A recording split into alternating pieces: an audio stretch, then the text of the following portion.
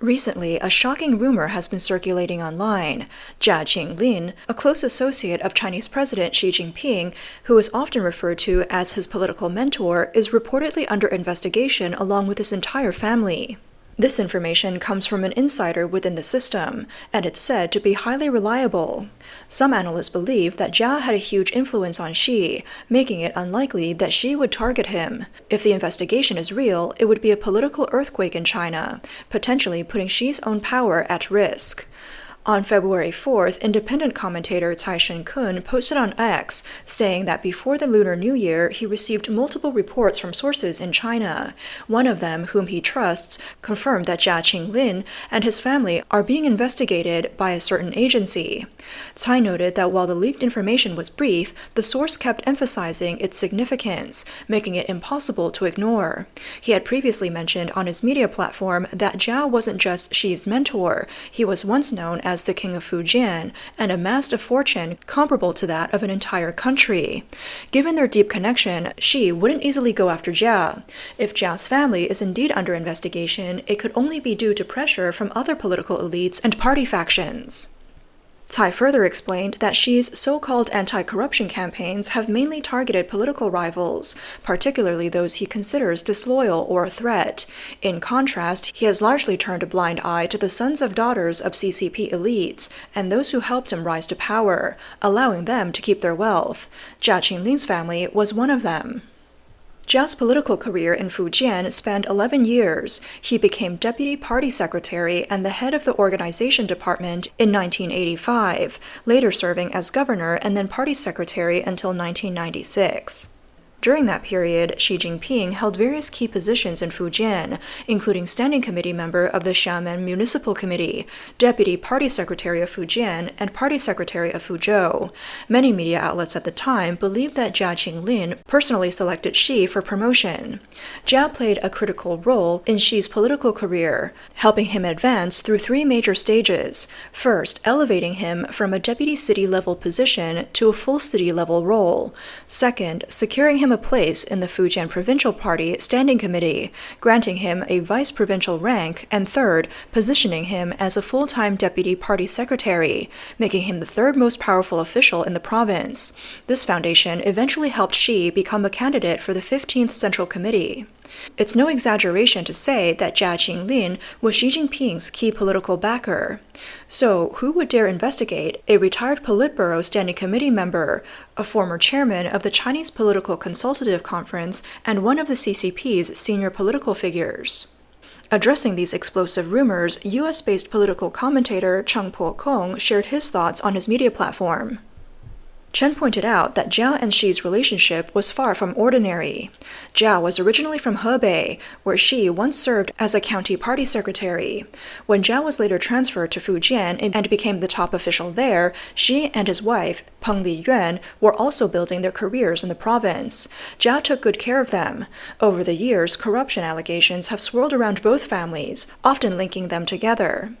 Chen Po-kong pointed out that since Jia Qinglin was Xi Jinping's political benefactor, it was unlikely that Xi himself would order an investigation against him.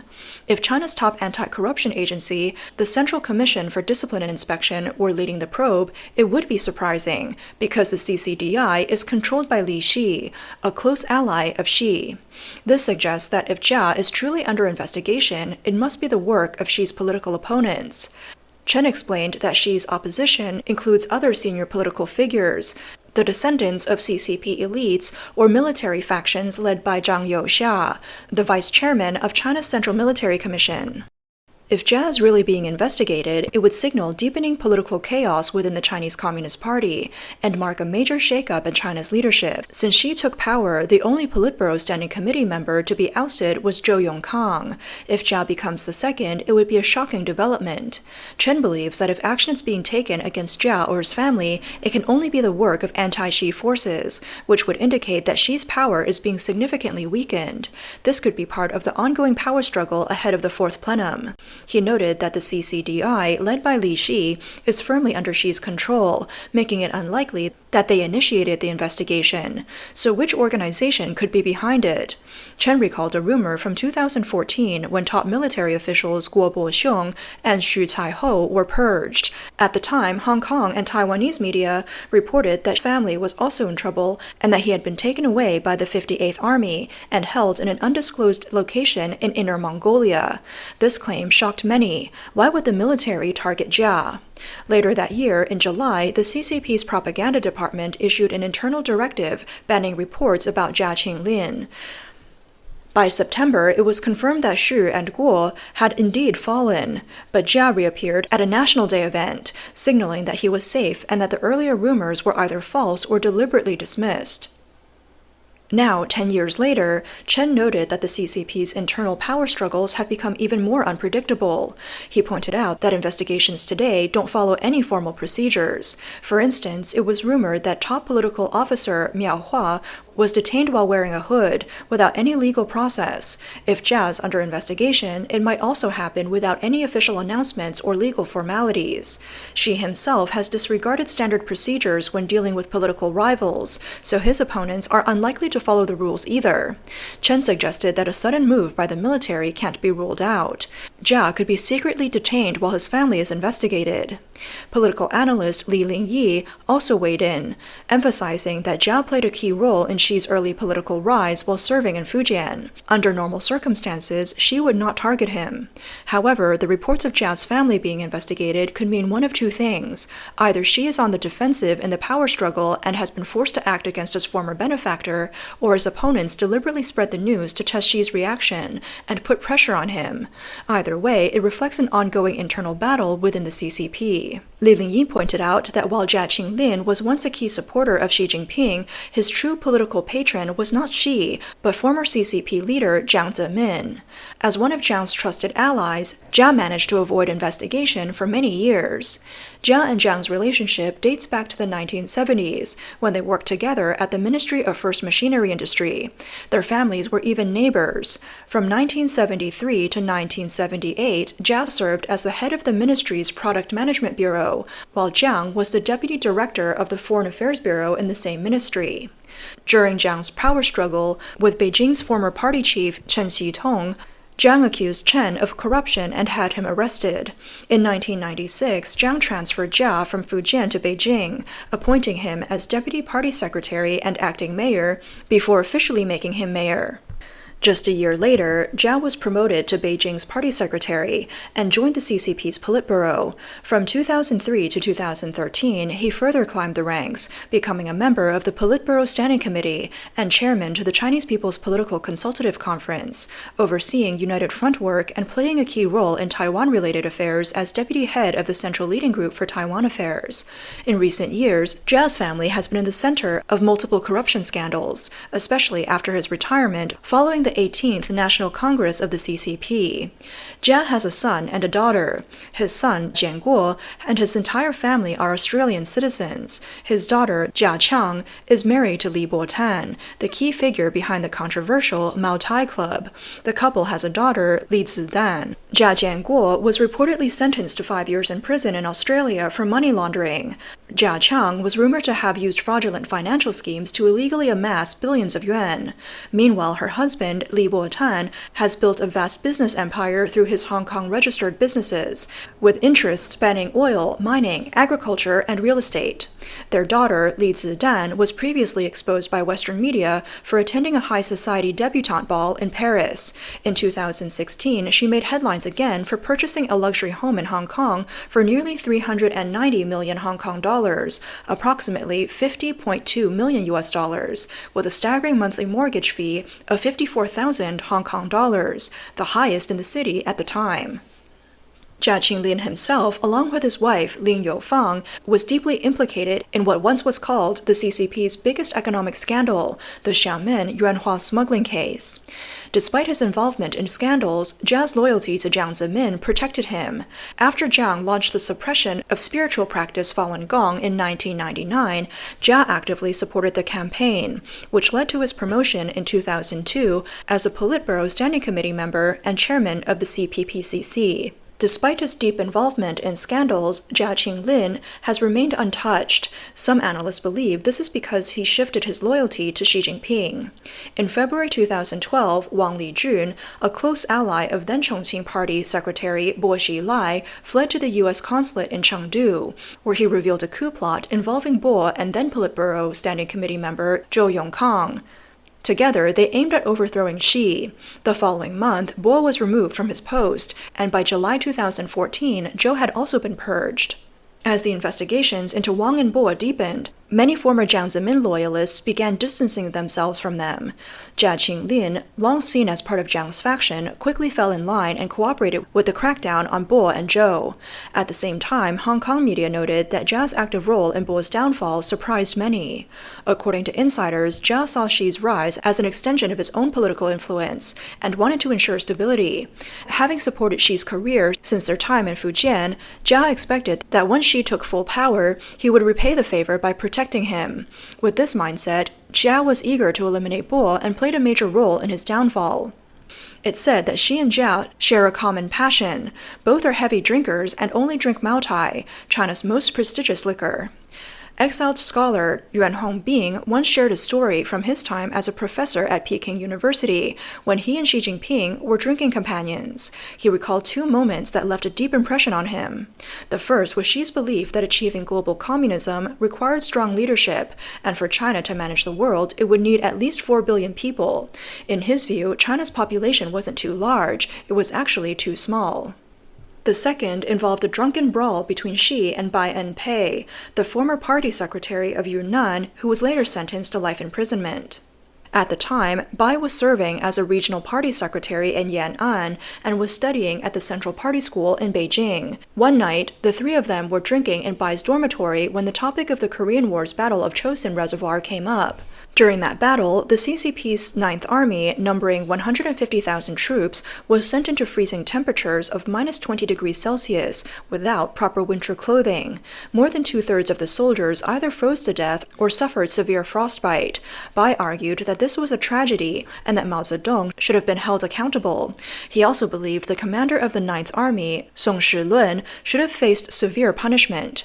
Xi, usually calm and reserved, suddenly flew into a rage. He accused Bai of insulting the so-called heroic spirit of the Chinese troops. In Xi's view, despite the heavy casualties, the Chinese forces had managed to defeat the U.S. Marines and push them out of northern Korea, making it a strategic victory. The sacrifices, he argued, were necessary. The two, both heavily drunk, began arguing, which escalated into a physical fight. Bai was even injured in the scuffle. Yuan speculated that Bai's later political downfall might have had something to do with this altercation. Yuan Hongbing described how Xi Jinping behaves very differently when he drinks. Normally, Xi appears dull, reserved, and even gives off the impression of being humble and honest. But once he starts drinking, he becomes extremely opinionated, aggressive, and domineering. Xi has claimed that drinking Maotai is good for his health, yet in the past year he has reportedly suffered 2 strokes. Although he managed to recover under the care of China's top medical team, many suspect that his excessive alcohol consumption is a major contributing factor to his health problems. After more than 12 years in power, Xi's reputation and political standing have hit rock bottom. Recently, there have been growing reports about instability in his leadership, rumors that can be extremely damaging for a ruler in an authoritarian system like China's.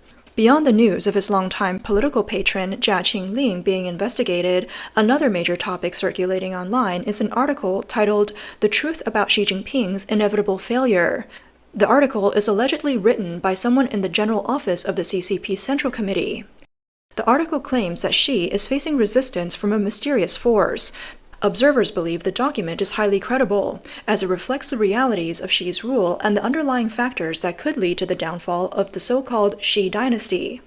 According to the article, over the past 12 years, Xi has used anti-corruption campaigns and political purges to eliminate rival factions and consolidate control over appointments at every level of government, from vice-national to Politburo Standing Committee positions.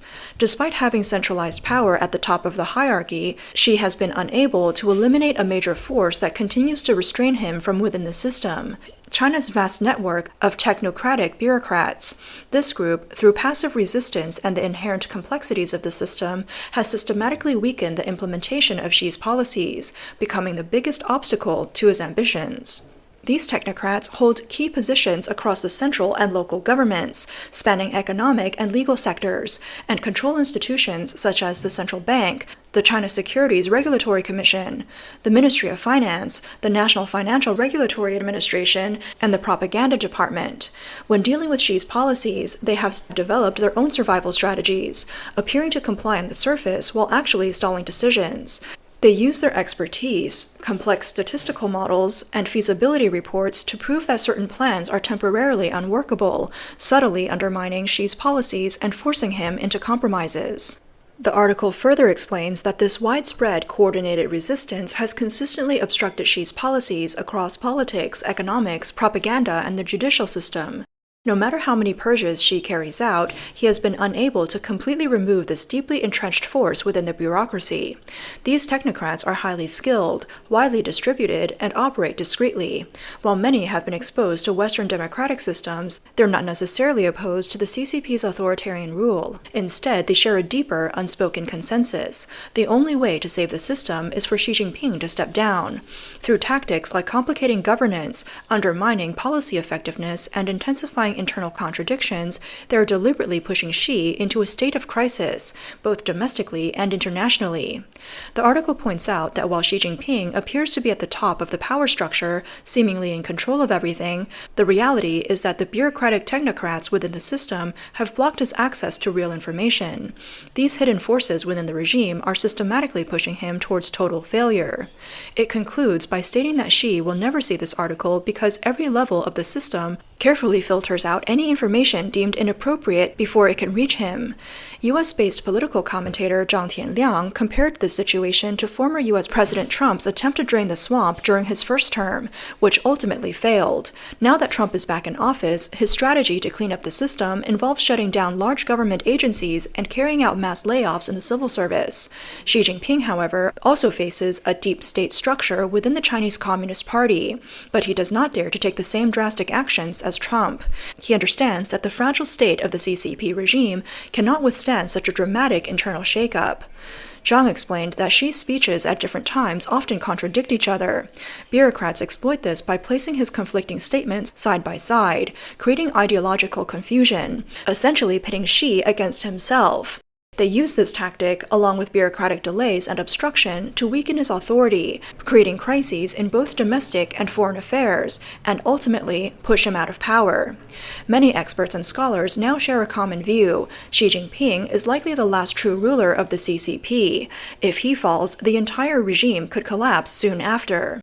Xi sees himself as inseparable from the fate of the CCP, but the pressure and anxiety he faces are difficult for outsiders to fully grasp. However, suffering 2 strokes in a short period is certainly not a good sign. Since Xi has tied his fate so closely to that of the CCP, many are simply waiting for him to suffer another stroke, one that he won't recover from.